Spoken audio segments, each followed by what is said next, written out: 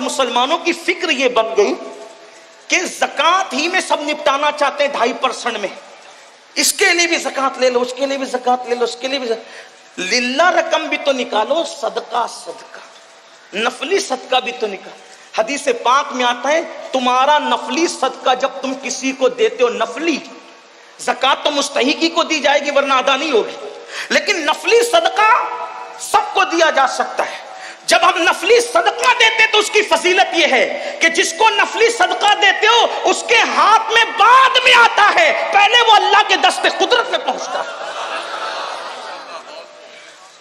نفلی صدقہ جو دیتا ہے اللہ اسے اچھی موت عطا کرتا ہے، بری موت سے اللہ بچاتا ہے۔ اس لیے صدقہ تو فرمایا اپنے بیماروں کا علاج صدقے سے کرو، اور نفلی صدقے میں امیر بلکہ مستحق غیر مستحق مت دیکھو۔ ایک مرتبہ ہمارے مرشد سرکار قطب الاقطاب غوث الاغواث شیخ الشیوخ غیاث القونین قطب العارفین سیدنا شیخ عبد القادر جیلانی غوث اعظم کی بارگاہ میں کوئی آ کے کہتا ہے مرشد لوگ میرے پاس صدقہ مانگنے آتے ہیں، اس میں مستحق بھی ہے غیر مستحق بھی ہے، میں کس کو دوں؟ فرمایا بیٹا ہم صوفی لوگ ہیں تمہیں یہی مشورہ دیتے ہیں کہ جو مستحق ہے اس کو بھی دے دیا کر، جو غیر مستحق ہے اس کو بھی دے دیا کر۔ اس کا فائدہ یہ ہوگا کہ تو جس چیز کا مستحق اللہ تجھے وہ بھی عطا کر دے گا، اور جو تو جس چیز کا مستحق نہیں ہے اللہ تجھے وہ بھی عطا کر دے گا۔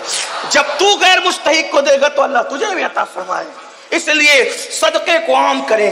آج مسلمان زکات چور بھی ہوا ہے، نماز چور بھی ہے، زکات چور بھی ہے۔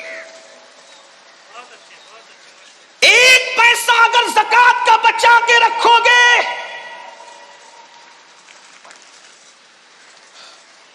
ایک پیسہ اگر زکات کا بچا کر رکھو گے تو وہ پیسہ آپ کے دوسرے اچھے پیسے کو بھی تباہ کرے گا۔ اور اگر زکات دے دی، اللہ کے رسول علیہ السلام فرماتے ہیں جو اپنے مال کی پوری پوری زکات ادا کرے اللہ اس کے مال کو اپنے قلعے میں محفوظ کر لیتا ہے۔ مجھے بتاؤ جس کا مال اللہ کے قلعے میں محفوظ ہو جائے پھر اس کے مال کو کون کیا کر سکتا ہے؟ لوگ کہتے ہیں میرا مال بیوپاری لے کر کے بھاگ گیا، ڈوب گیا، یہ ہوا وہ ہوا۔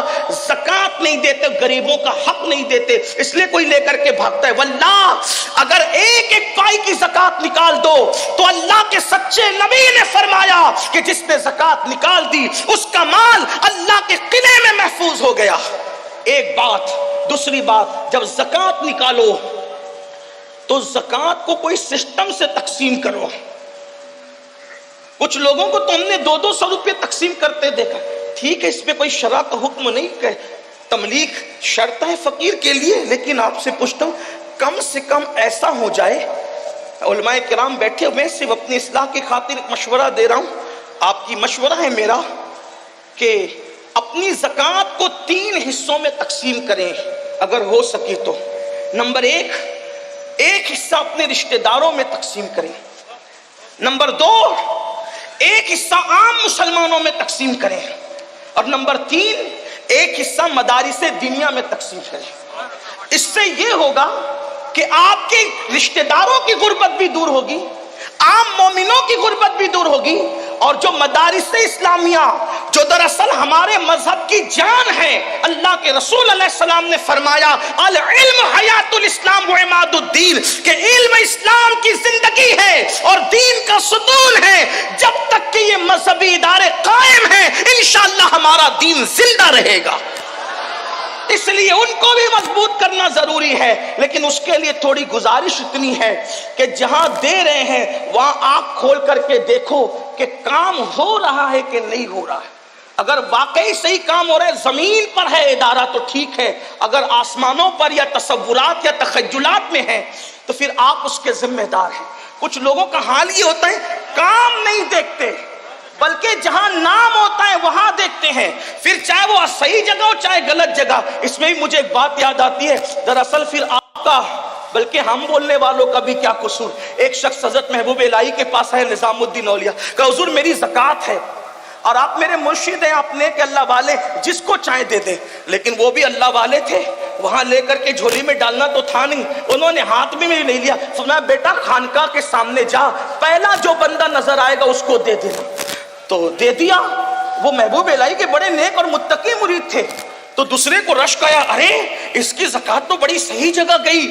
تو دوسرا بھی لے کر کے آیا, بس سرکار میری بھی قبول کرے. تو میں جا پہلے خانقاہ کے دروازے پہ جو پہلے دکھے دے دینا. ایک شرابی ڈولتے ہوئے آ رہا تھا, حضرت کا حکم تھا, دے تو دیا, منہ اتار کے آیا. کہا سرکار اس کی ایسی جگہ میری ایسی جگہ.